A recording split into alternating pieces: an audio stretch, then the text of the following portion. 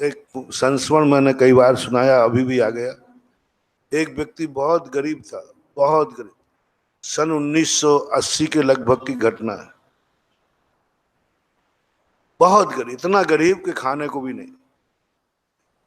पूरा परिवार ऐसी हालत में आ गया, मरने की स्थिति में।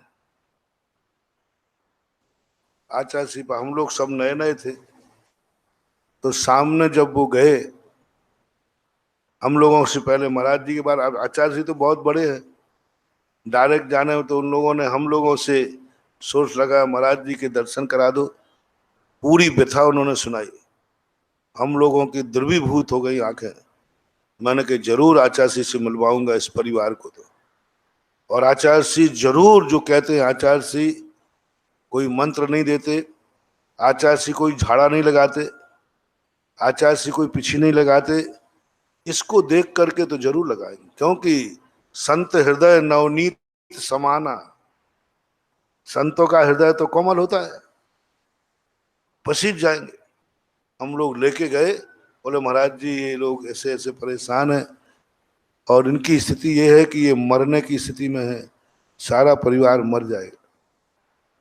अच्छा, आचार्य जी का तुम लोग चुप करो, उन्हीं को बोलने दो।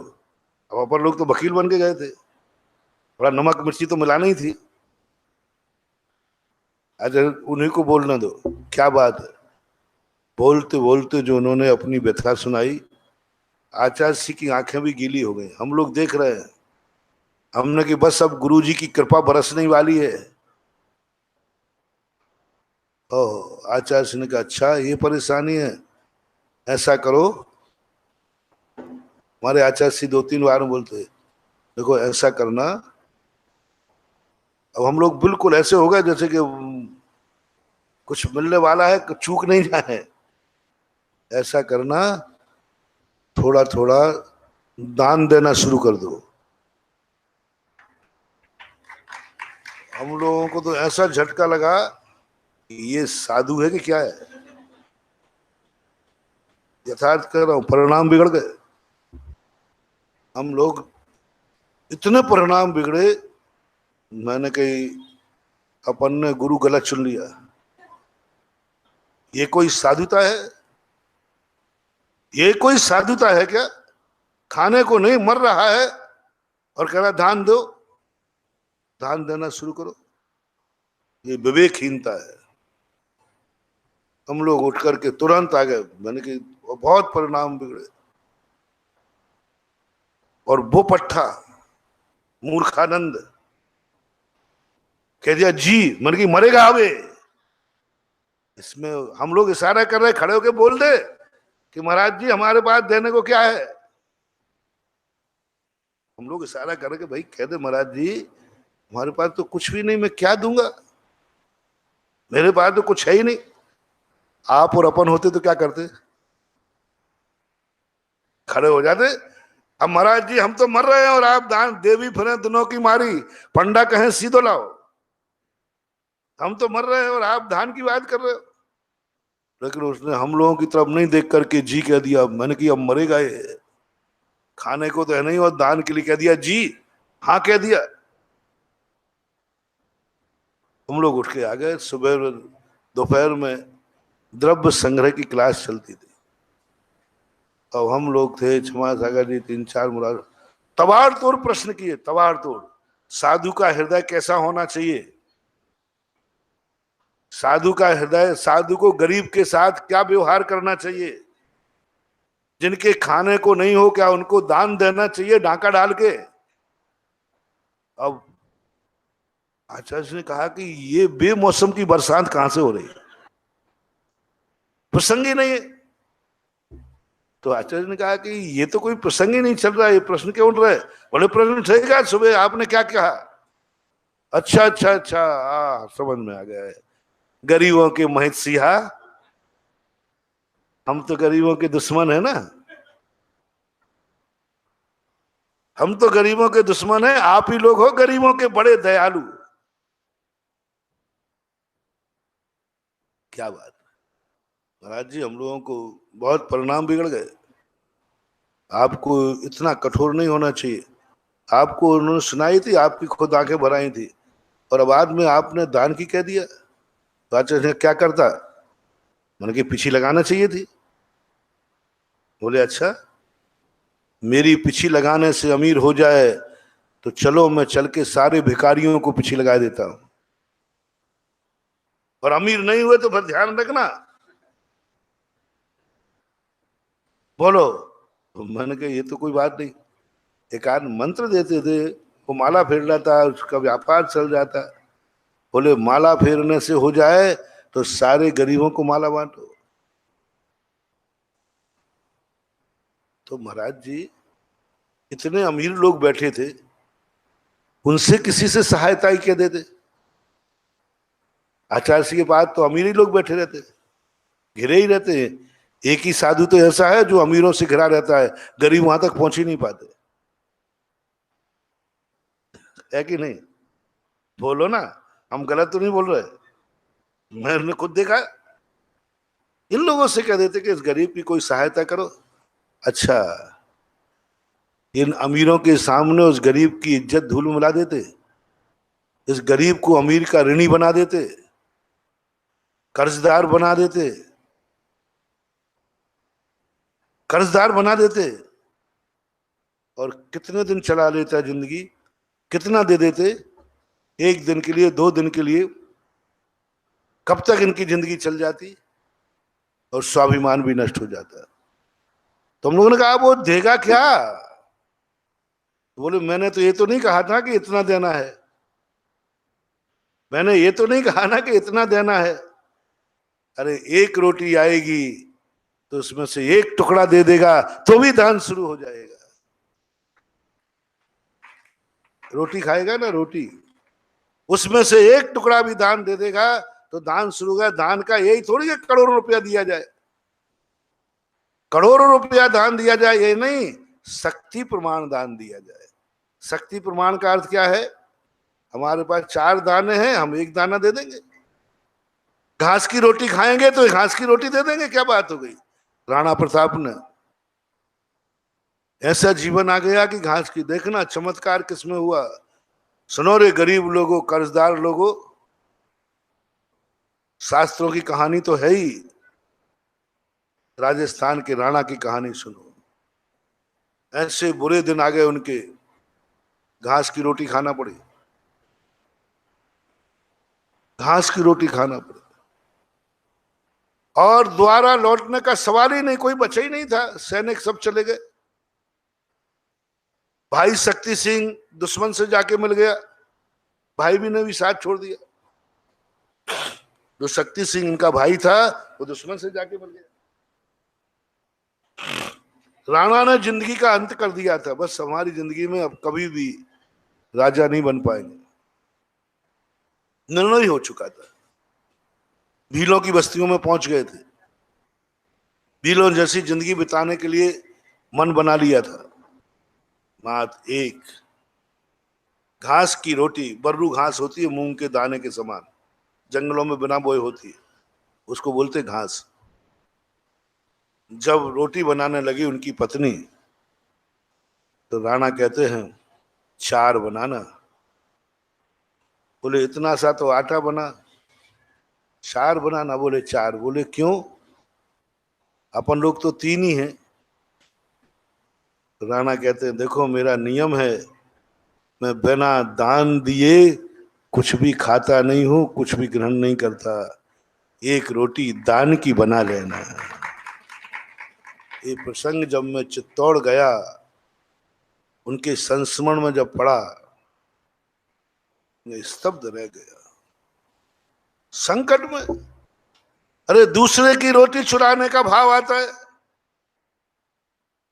भूखा क्या नहीं करता। और राणा कह रहा है एक रोटी दान की बना लेना। अपने जैसा कोई भूखा यदि यहां आ गया तो, अपने जैसा भूखा कोई आ गया तो फिर क्या करेंगे? वो कितनी आशा लेके आएगा कि यहां मिल जाएगा, अपन सब खा पी लेंगे। नहीं, पत्नी ने मन मार के 4 बना के एक रख दी। 3 रोटी जैसे ही थाली में परोसी, बिलाव ले गया। बिलाव ले गया। बेटा जोर से रो पड़ा, माँ की आंख में आंसू। राणा की तरफ देखती है पत्नी, वो एक रखी है, इसको तो दे दो, इस बच्चे को तो दे दो, अपन दोनों भूखे रह जाएंगे, ये बच्चा रो रहा है। राणा कहते नहीं देवी, धान की रोटी नहीं खाना है, शाम को खा लेना। शाम तक यदि कोई आ गया तो बच्चे को गोदी में बिठा करके भूखा सुला दिया राणा ने, थप्पी लगा करके। बच्चे को लोरी सुनाकर, बच्चे को कहानी सुनाकर सुला दिया, लेकिन दान की रोटी नहीं खा रहे थे। चमत्कार देखना, कोई दया करने वाला नहीं था राणा के ऊपर, कौन पूछने वाला था। पासा पलटा, प्रकृति कांप गई। इस परिस्थिति में इसको धर्म ध्यान आ रहा है, इस परिस्थिति में तू दान देने का भाव कर रहा है, इस परिस्थिति में, और बच्चे को भूखा सुलाने को तैयार है। कांप गया ब्रह्मांड, और ब्रह्मांड ने कांप करके और भामा साय को नींद हराम कर दी। भामा साय को हिला दिया, उठ उठ, तेरा पैसा, तेरा धन, तेरा मालिक राजा नहीं है, वो भगवान से, देवता से कम नहीं है। सारी संपत्ति लेकर पहुंच गए भामा साय। आगे की कहानी तो सबको मालूम है ना। ये किसके बदले मिल गया? एक रोटी बोई, एक रोटी बोई, एक रोटी दान का बो करके, और पुनः राणा ने राज्य प्राप्त किया, राजगद्दी प्राप्त की और राजा बन गए, जिनको कभी नहीं आना था, कभी नहीं मिलना था। देखो ये है। अब बोलो, ऐसे जीव पर आचार्य ने सुनाया है, क्योंकि वो भी राजस्थान रहे। उन्होंने कहा देखो उसका परिणाम है, इनको क्या करना है, उसको दान देना। आचार्य ने बहुत बढ़िया 20-25 मिनट उपदेश दिया। कभी आशीर्वाद का आश्वासन मत देना, इनको आचरण सिखाओ, इनको जिंदगी का प्रैक्टिकल सिखाओ। आशीर्वादों से और मंत्र तंत्रों से कुछ नहीं होना है। इनको धन चाहिए तो धन का दान देना सिखाओ। अब वो दान किसी भी रूप में आए, मंदिर के रूप में आए, शांति धारा के रूप में आए, अभिषेक के रूप में आए, आवास दान के रूप में आए। आप अपने भक्तों को अमीर देखना चाहते हो तो कोई आशीर्वाद का पाखंड मत बताना, मत ठगना इनको। जाओ मेरा आशीर्वाद है, सब ठीक हो जाएगा। ये ठगी विद्या मत सीखना, ये ठगी विद्या है, ठगी विद्या है, धोखा है भक्त के साथ में। इनको दान देना सिखाओ। अमीरी का मात्र एकमात्र रास्ता है दान। आचार्य से समझा दिया, अब गुरु के सामने कौन ज्यादा मुंह लगे, लेकिन समझ में नहीं आई। होगा कैसे, इतनी गरीबी में कहां से देगा वो? हम लोग वही घूम रहा गरीब, तो वो देगा कहां से? मुश्किल से 3-4 महीने होकर के हम लोग मुक्तागिरी की तरफ विहार कर रहे थे, तो एक देवरी गांव पड़ता, वहां पर वो व्यक्ति आ गया। मुश्किल से 4-5 महीने हुए। वो तो कपड़े भी अच्छे पहना था, चेहरा भी ठीक ठाक दिख रहा था, और आज पट्टा हम लोगों की तरफ नहीं आया। अब तो अरे डायरेक्ट इसकी पहुंच हो जाए। हम लोग सोचते रहे कि यहाँ आएगा महाराज जी, आचार्य जी ने वो नियम दिया था, मेरे से नहीं पल रहा है, तो हम लोग आचार्य जी के पास जाके कहेंगे ये है आपका, देखो इसकी ये दशा हो गई। वो तो आया ही नहीं, सीधा आचार्य जी के पास पहुंच गया। हम लोग बिना बुलाए पहुंच गए, उठ के चले गए। देखो मजा क्या होता है। और चुपचाप धीरे पीछे खड़े हो गए। आचार्य श्री के पैर पकड़ के वो कहता है, आचार्य श्री हम आपका आभार मानने आए हैं, हमारे अच्छे दिन आ गए। बहुत बढ़िया चल रहा है, बहुत बढ़िया। बस अब हमारे बच्चों को हम सबको व्यवस्था हो गई है, हम धंधा करने लगे हैं, थोड़ा थोड़ा दान। तो आचार्य ने कहा वो तो सब ठीक है, जो जो वचन दिया था वो पूरा करे। नहीं महाराज, हमने दूसरे दिन से दान देना शुरू किया।